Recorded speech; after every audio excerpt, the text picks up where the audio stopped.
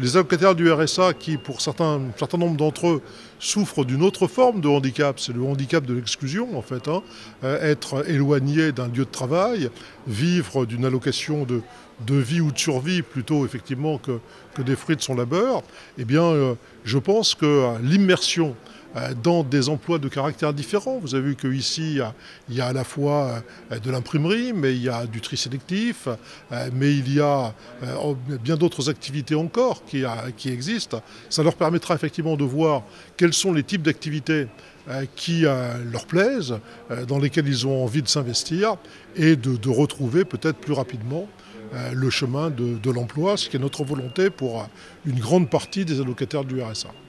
Toute cette expérience acquise, et savoir-faire, nous souhaitons le mettre à disposition de salariés, de personnes relevant du RSA qui sont sans emploi et qui pourront, dès qu'ils pourraient, au conditionnel, découvrir 12 métiers que l'on a répertoriés ici au travers de 5 activités, de manière à faire un projet pré-professionnel et à découvrir ce qui pourrait leur plaire au travers de ces 12 métiers.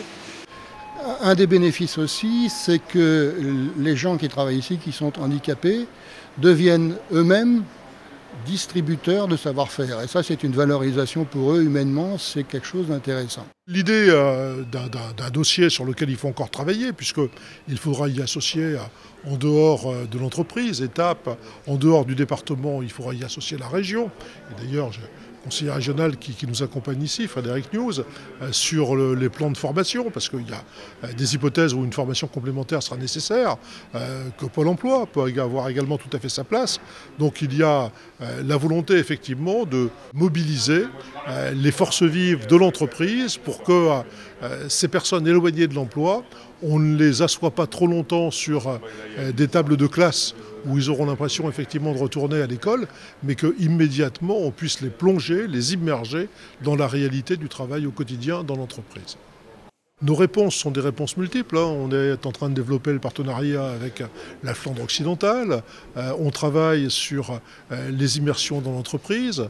On travaille avec des partenaires très fidèles qui sont aussi bien des très grandes entreprises que des entreprises moyennes ou artisanales.